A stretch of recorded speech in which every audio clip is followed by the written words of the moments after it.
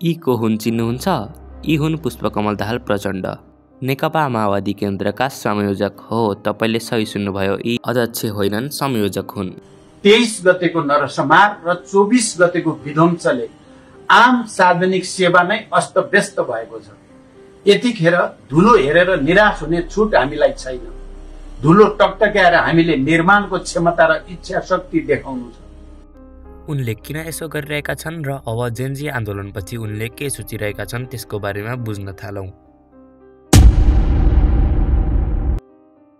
हालै प्रचण्डले पार्टीको अध्यक्ष पद छोडेर आफू संयोजक बने। धेरैले सोध्नुभयो यस्तो किन गर्नुभएको होला भनेर, तर उहाँले बुझ्नु भएको छ कि युवाहरू पुराना नेताको कुरा अब मान्दैनन्। त्यसैले उहाँले आफू पछाडि हटेको जस्तो देखाएर अब नयाँ पुस्ताले नेतृत्व लिन्छ भन्ने सन्देश दिन खोज्नु भएको छ। तर भित्रको कुरा फरक छ। शक्ति अझै पनि उहाँकै हातमा छ।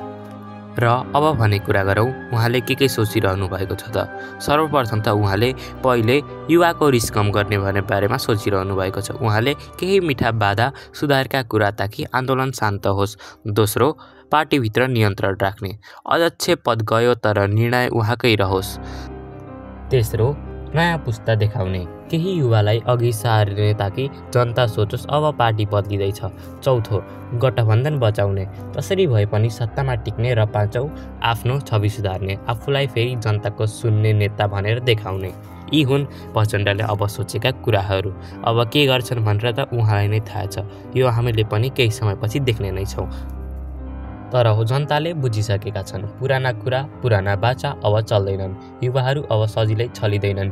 उनीहरूले परिवर्तन मागेका छन्, जिम्मेवारी मागेका छन् र जवाफ पनि खोजिरहेका छन्।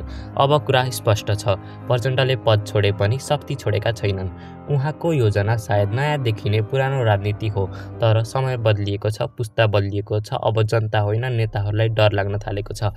प्रश्न यही हो, प्रचण्ड साँच्चै बदलिएका छन् कि फेरि पुरानै खेल चल्दैछ? धन्यवाद।